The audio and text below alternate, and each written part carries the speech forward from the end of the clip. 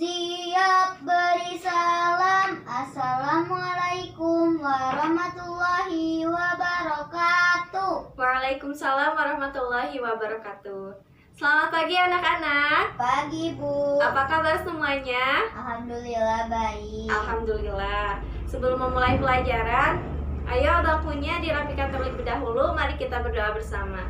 KM, Berdoa dalam hati mulai. Selesai. Ibu absen terlebih dahulu ya. Ya, Bu.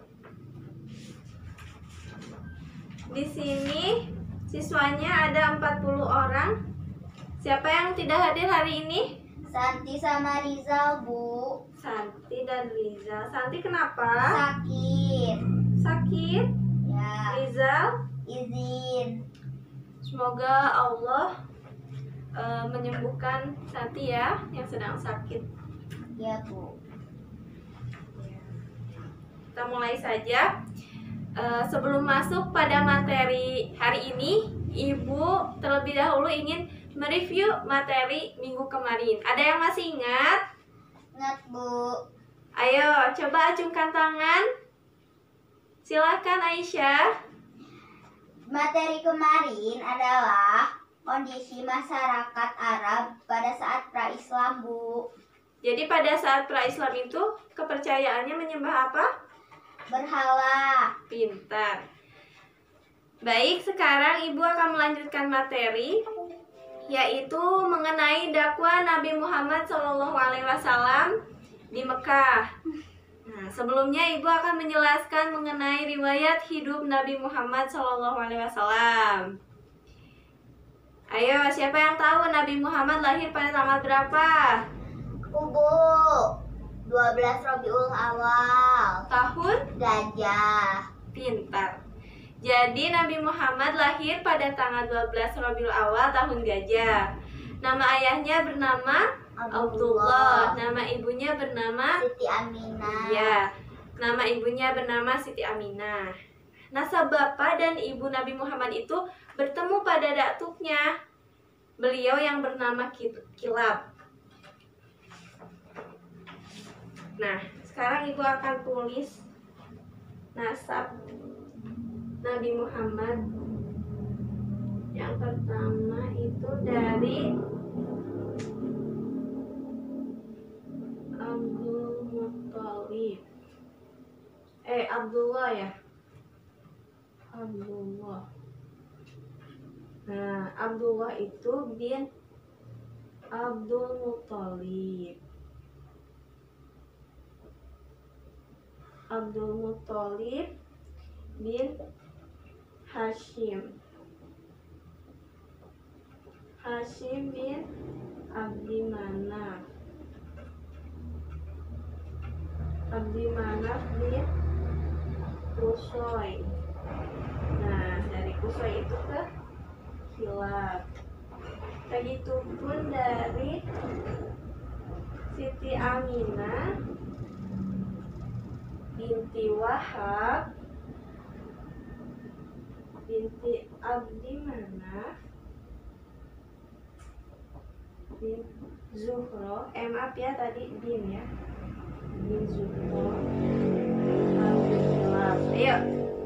Muhammad bin Abdullah bin Abdul Muttalib bin Hashim bin Abdi Manaf bin Qusay bin Kilab. Muhammad binti bin Aminah. Aminah binti Wahab bin Abdi Manaf bin Zuhroh. Zuhroh bin Kilab.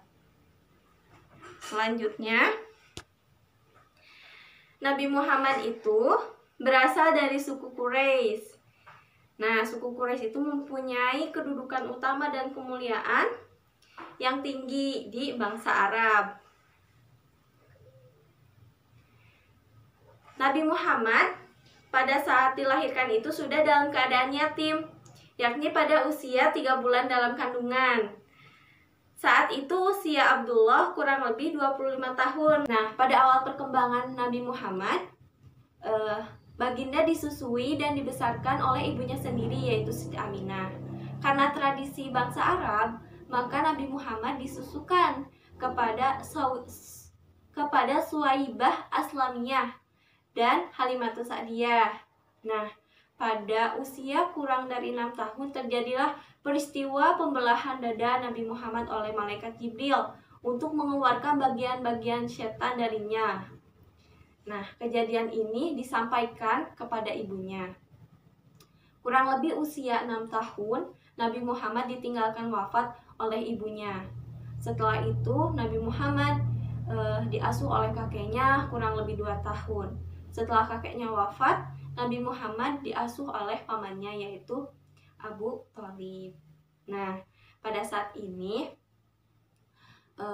Nabi Muhammad menjadi pengembala kambing. Abu Thalib selalu membawa Nabi Muhammad untuk berdagang. Suatu ketika, Nabi Muhammad diajak ke negeri Syam untuk berdagang. Namun dalam perjalanan, ada seorang pendeta yang melarang Abu Thalib untuk melanjutkan perjalanan karena melihat tanda-tanda kenabian pada diri Nabi Muhammad. Maka dari itu, Abu Thalib dan rombongan yang lainnya membawa kembali Nabi Muhammad ke Mekah. Di usia 25 tahun, Nabi Muhammad menikah dengan Siti Khadijah. Ada yang tahu Siti Khadijah itu siapa? Tahu, Bu. Siti Khadijah adalah saudagar kaya. Pintar.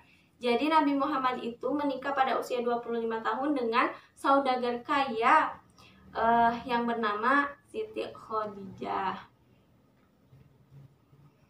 Lanjut, kita langsung masuk. Mungkin cukup pada materi riwayat hidup Nabi Muhammad. Kita bisa langsung masuk pada permulaan dakwah Nabi. Nah, ketika Nabi Muhammad mencapai usia sempurna, yaitu 40 tahun, Allah mengutus sebagai pembawa berita gembira dan pemberi peringatan untuk mengeluarkan mereka dari kebodohan yang gelap menjadi cahaya ilmu, yakni diangkat sebagai Nabi dan Rasul. Jadi Nabi Muhammad diangkat menjadi Nabi dan Rasul pada usia berapa, anak-anak? 40 tahun. Iya, peristiwa itu terjadi di bulan Juli tahun 610 Masehi, sebagaimana dijelaskan oleh Mahmud Basyah ahli Falak, bahwa peristiwa itu bertepatan pada tanggal 17 Ramadan tahun 13 sebelum Hijriyah. Nabi Muhammad itu diangkat ketika sedang bertahanus di Gua Hiro, sebuah di Jabal Nur yang terletak beberapa kilometer sebelah utara kota Mekah. Tempat itu Nabi berusaha menenangkan diri dengan beribadah beberapa malam. Ibadah Nabi Muhammad mengikuti agama Nabi Ibrahim alaihi salam. Nah, setelah lebih kurang 6 bulan, Nabi Muhammad berkhalwat dan bertahanus di Gua Hiro. Maka pada tanggal 17 Ramadan, Malaikat Jibril datang menyampaikan wahyu. Malaikat Jibril mengajari dan meminta Nabi Muhammad untuk membaca wahyu. Wahyu yang turun pada saat itu yaitu Quran Surat Al-Alaq ayat 1-5. Sebelumnya Nabi Muhammad tidak bisa membaca. Lalu Malaikat Jibril berkata, "Iqra, bacalah." Maka Nabi Muhammad menjawab, "Saya tidak bisa membaca." Lalu Jibril mendekap beliau dengan keras, kemudian melepaskannya. Kemudian Jibril mengulangi lagi seraya berkata, "Iqra, bacalah." Tapi Nabi Muhammad menjawab, "Saya tidak bisa membaca terus. Saya tidak bisa membaca." Terus Jibril mendekapnya dengan keras lagi dan lagi sampai ketiga kalinya Jibril berkata, "Iqra, bacalah." Maka Nabi Muhammad bisa membacanya.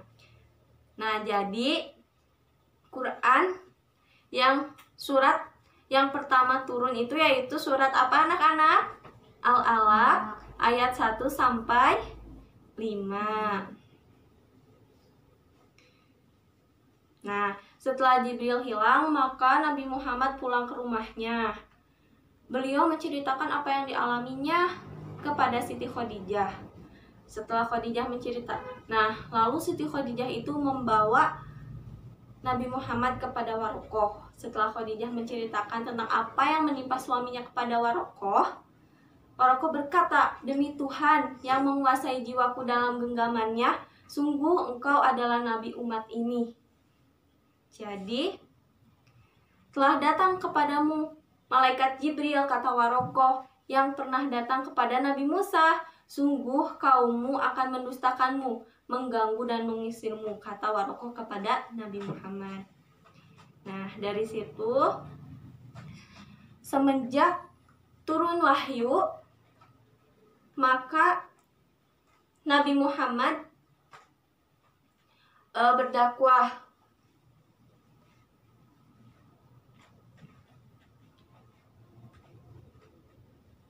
dalam keadaan rindu dan berharap-harap cemas. Kemudian Jibril datang kembali dengan membawa wahyu yang kedua. Jadi sebelum berdakwah, Nabi Muhammad itu mendapatkan wahyu yang kedua, yaitu surat Al-Mudaththir ayat 1-7. Semenjak turunnya wahyu itu, kemudian Nabi Muhammad berdakwah kepada kerabatnya, yaitu Bani Hashim, Bani Al-Muttalib, Bani Naufal, dan Bani Abdusyam, anak-anak Abdul Manaf. Nah, pada saat Nabi berdakwah, ada yang menerimanya dengan halus, ada juga yang menolaknya dengan kasar. Namun, Nabi Muhammad tetap saja berdakwah, tidak kenal lelah, dan sebagainya. Nah, dakwah Nabi Muhammad secara sembunyi-sembunyi ini dilakukan selama kurang lebih 3 tahun. Beliau berjuang keras tanpa mengenal lelah, meski banyak ejekan dan gangguan yang ditujukan kepadanya dan para sahabatnya. Nah, dakwah secara sembunyi-sembunyi ini berakhir ketika turunlah perintah untuk berdakwah secara terang-terangan. Firman Allah surat Al-Hijr ayat 94 yang berbunyi, "Fasda' bima tu'maru wa a'rid 'anil musyrikin." Maka sampaikanlah olehmu secara terang-terangan segala apa yang diperintahkan kepadamu dan berpalinglah dari orang-orang yang musyrik. Mengerti anak-anak? Mengerti, Bu. Ya, jadi pada saat itu, setelah turun ayat ini, Nabi Muhammad berdakwah secara terang-terangan ke seluruh lapisan masyarakat, baik golongan bangsawan, budak, serta negeri-negeri lain. Dilakukan pertama kali di Bukit Safa. Nah, ketika itu pamannya Abu Lahab sangat menentang keras dakwah Nabi Muhammad. Peristiwa tersebut diabadikan dalam surat Al-Lahab. Selama 13 tahun di Mekah, Nabi Muhammad menerima wahyu dari Allah yang turun secara berangsur-angsur. Surat-surat yang diturunkan selama Nabi Muhammad di Mekah dinamakan surat Makkiyah, yang meliputi 89 surat dan 4.726 ayat. Mungkin cukup sekian materi yang dapat Ibu sampaikan pada pertemuan hari ini. Nah, dapat diambil kesimpulan.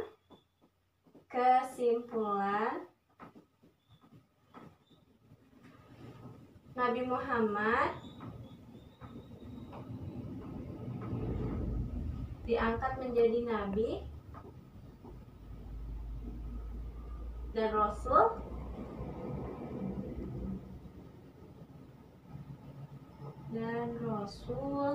pada usia 40 tahun. ya. Ayat yang pertama turun itu surat apa? Al-Alaq Ayat 1 sampai 5. Al-Alaq ayat 1 sampai 5. Kemudian Nabi Muhammad dakwah secara apa? Sembunyi-sembunyi dan terang-terangan.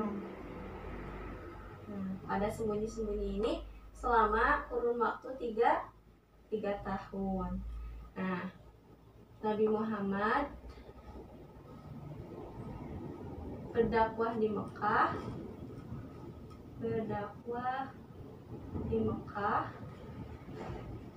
selama